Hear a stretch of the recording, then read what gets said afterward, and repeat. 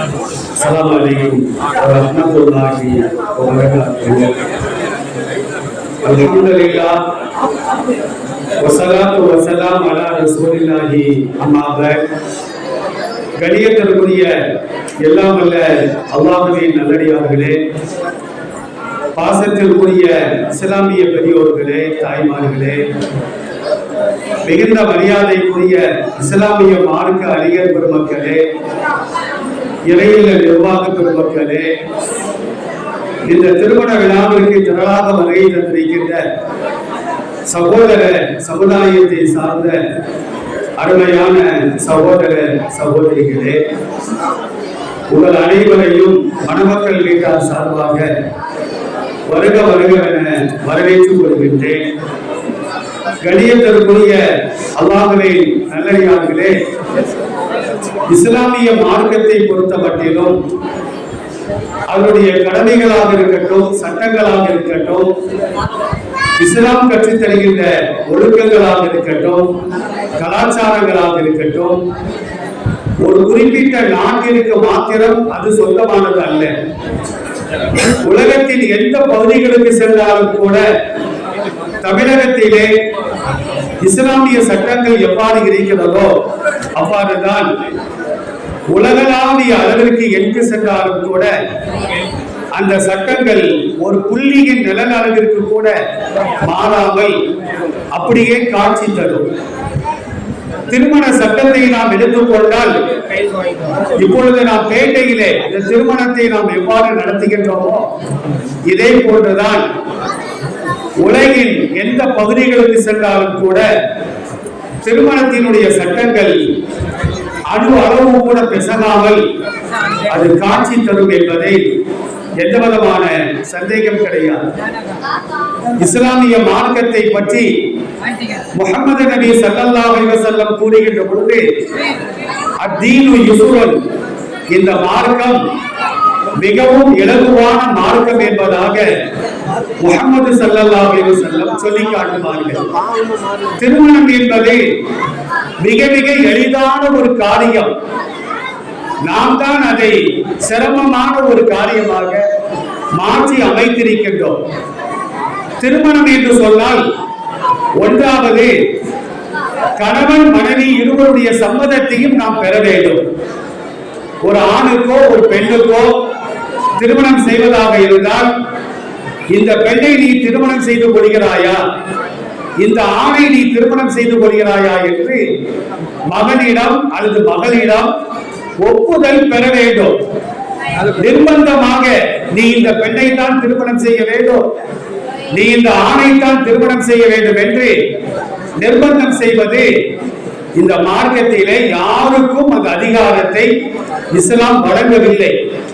திருக்குர்ஆனிலே அல்லாஹ் பேசுகின்ற பொழுது, ஃபன்கிஹு மா தாபலக்கும் மினன் நிசாயி, உங்கள் மனதுக்கு பிடித்த பெண்ணை நீங்கள் திருமணம் செய்து கொள்ளுங்கள் என்று அல்லாஹ் திருக்குர்ஆனிலே ஒரு வசனத்தின் மூலமாக சொல்லி காட்டுகின்றார். இரண்டாவது என்ன அப்படின்னா, எந்த மதத்திலும் இல்லாத ஒரு நல்ல பழக்கம் மகர். மகர் என்று சொன்னால் மணக்கொடை என்பது பொருள். அதாவது ஒவ்வொரு மணமகனும் தன்னுடைய வருங்கால மனைவிக்கு முன் அட்வான்ஸாக, நான் தான் உனக்கு செலவு செய்வதற்கு கடமைப்பட்டிருக்கின்றேன், அதற்காக இந்த பணத்தை நீ பெற்றுக்கொள், அந்த மகர் தொகையை நாம் கொடுக்க வேண்டும். மகர் தொகை என்று சொன்னால் அல் குர்ஆனிலே அல்லாஹ் பேசுகின்றான், ஒரு பொற்குவியலே நீ கொடுத்தாலும் கூட அதிலிருந்து ஒரு பைசாவை கூட கணவனை நீ பெற்றுக்கொள்வது கூடாது என்று அல் குர்ஆனிலே அல்லாஹ் சொல்லி காட்டுகின்றார். இது இரண்டாவது.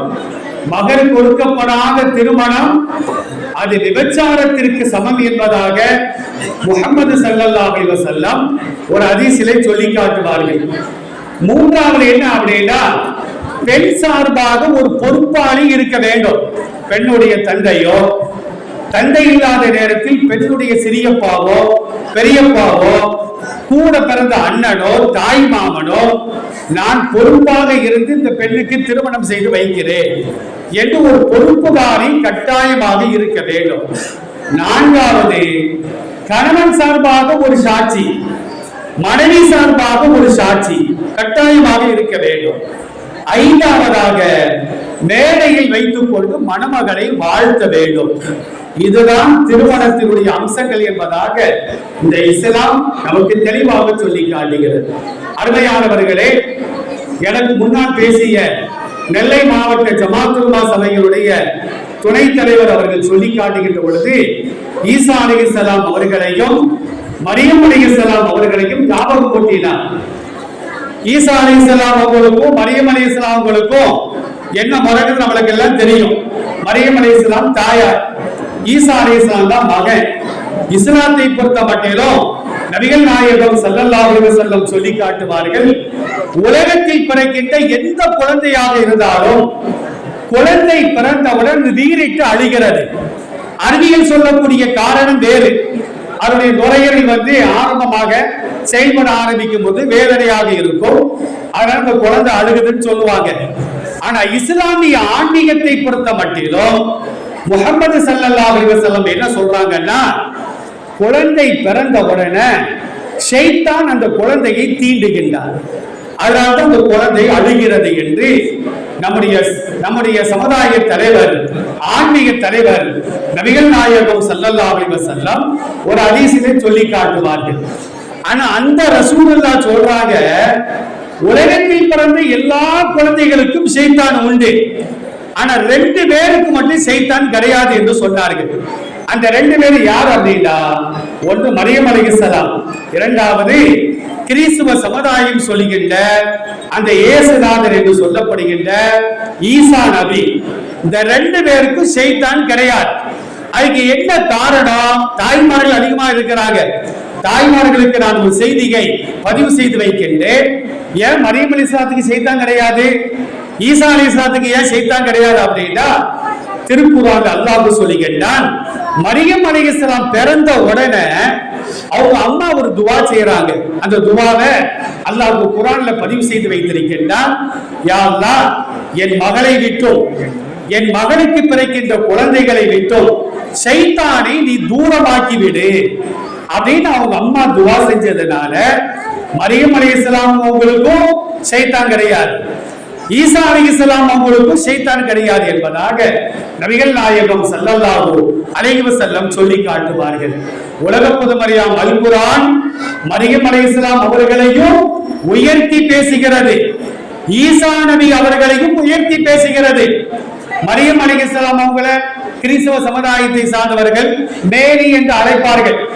ஏட்ட கூட ஒரு பையன் கேட்டான், ஹஜ்ரத் ஈசா நபி உலகத்துக்கு வருவாங்களே, வந்தா அவங்களுக்கு என்ன பிஸ்கட் பிடிக்குன்னு கேட்டான். இப்ப ஈசா நபி காலத்துல பிஸ்கட்டே கிடையாதப்பா, இல்ல அவங்க திரும்ப வருவாங்கல்ல, அப்ப என்ன பிஸ்கட் சாப்பிடுவாங்கன்னு கேட்டா எனக்கு தெரியாதுன்னு அந்த பையன் சொல்றான், மேரி கோல்டு அப்படிங்கிறான். ஏன்னா அவங்க அம்மா பேரு மேரி இல்ல, அது மேரி கோல்டு அவர் சாப்பிடுவார் அப்படின்னு அந்த பையன் நக்கலாக சொல்லி காட்டுகின்றான். இந்த மணமகளுடைய பெயர் மரியம். மரியம் அப்படின்னாலே ஒழுக்கமானவள் என்பது பொருள். அரிஷத் அப்படின்னா மிகவும் நேர்வழி பெற்றவர் என்பது பொருள். அப்ப நேர்வழி பெற்றவரும் ஒழுக்க சீலனான ஒரு பெண்ணோ இன்றைக்கு திருமணம் செய்கிறார்கள்.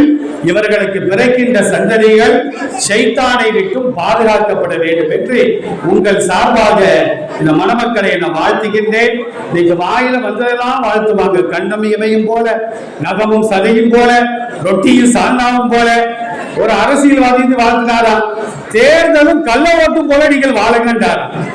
இதெல்லாம் ஒரு வாழ்த்தா, வட்டியும் அசலையும் போல என்றெல்லாம் வாழ்த்துவார்கள். ஆனால் இஸ்லாம் சொல்லுகிறது, பாரக்கல்லாஹு லக் வ பாரக அலைக்குமா வ ஜமஅ பைனக்குமா ஃபீ கைரின். மணமக்களே, அகத்திலும் புறத்திலும் உங்கள் இருவருக்கும் இறைவன் அருள் புரிவானாக. ஒரு கணவனுக்கு கடமையும் இருக்குது, உரிமையும் இருக்குது. ஒரு பெண்ணுக்கு கடமையும் இருக்குது, உரிமையும் இருக்குது. இஸ்லாத்துல லக்க அலைக்குங்கிற வார்த்தை கடமையையும் உரிமையையும் அது சுட்டி காட்டும். அதான் ரசூலுல்லாஹ் சொல்றாங்க, கணவனே மனைவியே, உங்கள் கடமைகளிலும் உங்கள் உரிமைகளிலும் இறைவன் பரக்கத் செய்வானாக. பரக்கத்துங்கிற வார்த்தை இருக்குத, தமிழ்லயும் அதுக்கு நிகரான பொருள் கிடையாது, உருதுலையும் கிடையாது, ஆங்கிலத்திலையும் கிடையாது. 4000 மொழிகள் இருக்கிறது உலகத்துல. எந்த மொழிகளிலும் அதற்கு நிகரான அதற்கு பொருள் கிடையவே கிடையாது என்பதை மார்க்கம் சொல்லுகிறது. அந்த வார்த்தையை கொண்டு ரசூலுல்லாஹ் மணமக்களை வாழ்த்துகின்றார்கள். நாமும் மனதார வாழ்த்துவோம். பாரக்கல்லாஹு லக் வ பாரக அலைக்குமா வ ஜமா பைனகுமா ஃபீ கைரின். மணமக்களே, உங்களுக்கு ஒரு அன்பான வேண்டுகோள், சபையில் அமர்ந்திருப்பவர்களுக்கும் அன்பான வேண்டுகோள். 2 தினங்களுக்கு முன்னால 2 மகன்கள் 1 கோடி ரூபாய் சொத்துக்கு ஆசைப்பட்டு தங்களை பெற்றெடுத்த தந்தையினுடைய கழுத்துல ஒரு பாம்பை கடிக்க வைத்து சாகடிச்சிருக்கிறாங்க. சொத்துக்கு ஆசைப்பட்டு பெற்றோர்களை நோவடிக்கக்கூடிய சாகடிக்கக்கூடிய இந்த காலகட்டத்தில் அன்பாக நான் கேட்டுக்கொள்கின்றேன். இறைவன் சொல்லுகின்றால் அல்லாஹ் தஅபுது இல்லா இய்யாஹு, அல்லாஹ்வைத்தான் நீங்கள் வணங்க வேண்டும். வபில் வாலிதைனி இஹ்சானா, பெற்றோரை நீங்கள் கண்காணித்துக் கொள்ள வேண்டும். பெரும்பாலான தம்பதிகள் திருமணத்திற்கு பின்னால பெற்றோர்களை தனி கொடுத்தா வச்சிருந்தாங்க. இவங்க அந்த வீட்டுல உட்கார்ந்துக்கிறாங்க, அதாவது வீட்டை விட்டு துரத்திருந்தாங்க. அந்த மாதிரி இல்லாம பெற்றோர்கள் தான் உங்கள் சுவர்க்கத்திற்கு செல்வதற்கு காரணமாக இருக்கக்கூடியவர்கள். கடைசி காலம் வரையிலும் சபையில் அமர்ந்திருப்பவர்களை நான் பார்த்து கேட்கின்றேன், பெற்றோர்களை பெற்றவர்கள் கண்கலங்காமல் பார்த்துக் கொள்ளுங்கள். எந்த மதமும் பெற்றோர்களை வீட்டை விட்டு துரத்து, பெற்றோர்களை அழித்து துவம்சம் செய், பெற்றோர்களுக்கு நோவினை கொடு, பெற்றோர்களை பட்டினி போடு, எந்த மதங்களும் சொல்லல. மதங்களை மறந்து இந்த சபையிலே மாமன் மருமகனாக, மச்சான் மாப்பிள்ளையாக, பேரன் தாத்தாவாக நாம் அமர்ந்திருக்கின்றோம். இந்த ஒற்றுமை ஓங்க வேண்டும். எல்லோருக்கும் ஒரு முக்கியமான தகவல், கடவுளை நம்ப வேண்டும், அதே நேரத்தில் பெற்றோர்களை பராமரிக்க வேண்டும். இறைவன் எல்லா வகையான அருளையும் இந்த தம்பதிகளுக்கும் வாழ்த்துகின்ற நமக்கும் இறைவன் தந்தல் புரிவானாக. வாய்ப்புக்கு நன்றி. அஸ்ஸலாமு அலைக்கும். தொடர்ந்து திருமண நிகழ்வுகள் ஆரம்பமாக இருக்கின்றன. இது ஆரம்பமாக நெல்லை மாவட்ட ஜமாத்துல் முஸ்லிம்களுடைய கௌரவ தலைவர் ரஹ்மத் மாவட்டத்துடைய ஆசிரியருமான இல்ல நான் போல நீங்க 2-3 கல்யாணம் சலகத்துல கூப்பிட்டேனாரா? இல்ல நான் போல 2-3 கல்யாணங்கள்.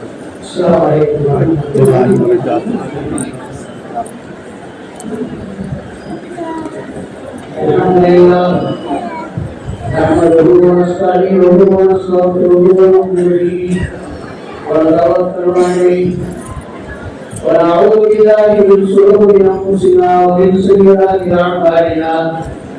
Man yahdihillahu fala mudilla lahu wa man yudlilhu fala hadiya lahu. Ashhadu an la ilaha illallah wahdahu la sharika lahu ونشهد أن سيدنا ونبينا ومولانا محمدا عبده ورسوله أرسله بالهدى بشيرا ونذيرا وداعيا إلى الله بإذنه وسراجا منيرا. أما بعد، فقد قال الله تعالى في كلامه الكريم: يا أيها الذين آمنوا اتقوا الله حق تقاته ولا تموتن إلا وأنتم مسلمون.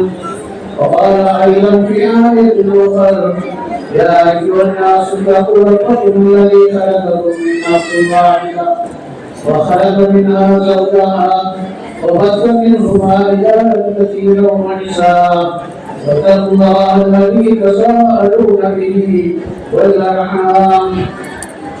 وقال أيضا في آية أخرى: يا أيها الذين آمنوا قولوا قولا سديدا يصلح لكم أعمالكم ويغفر لكم ذنوبكم ومن يطع الله ورسوله فقد فاز فوزا عظيما.